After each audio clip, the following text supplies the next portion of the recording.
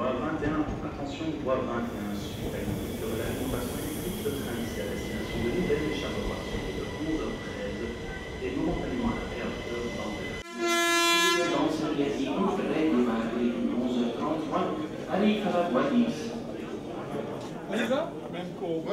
Moi j'ai vraiment l'impression que la province de Luxembourg elle est en recul pour le moment et qu'on nous considère vraiment presque comme des Indiens et alors qu'on a les mêmes droits que les autres. Donc c'est vraiment important qu'on soit là aujourd'hui et qu'on soutienne en masse les citoyens. Avoir une mobilisation forte et une présence physique aussi sur place est importante parce que les plaintes affluent de tous côtés, que ce soit au niveau des communes, au niveau des députés et certainement quand on voit en tout cas à chaque fois il est écrit copie à la ministre.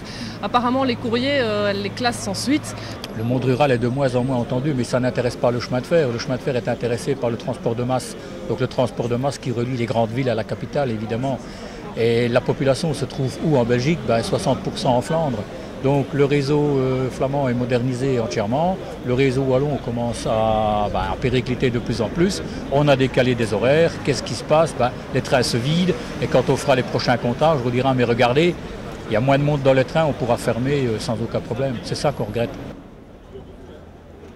On n'a pas été entendu, alors que c'est des mesures simples et immédiates à devoir prendre pour adapter le confort et la qualité de l'offre de transport dans notre province.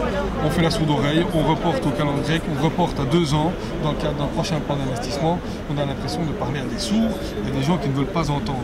Et il est vrai qu'il n'y a pire sourd que celui qui ne veut pas entendre, mais on ne peut pas se satisfaire de cette manière de procéder. Donc nous allons poursuivre le combat, continuer à interpeller, mobiliser pour faire bouger les choses. La ligne Bruxelles-Namur, Arlon-Luxembourg, c'est une ligne qui fait partie d'un corridor stratégique au niveau du développement de la mobilité ferroviaire en Europe.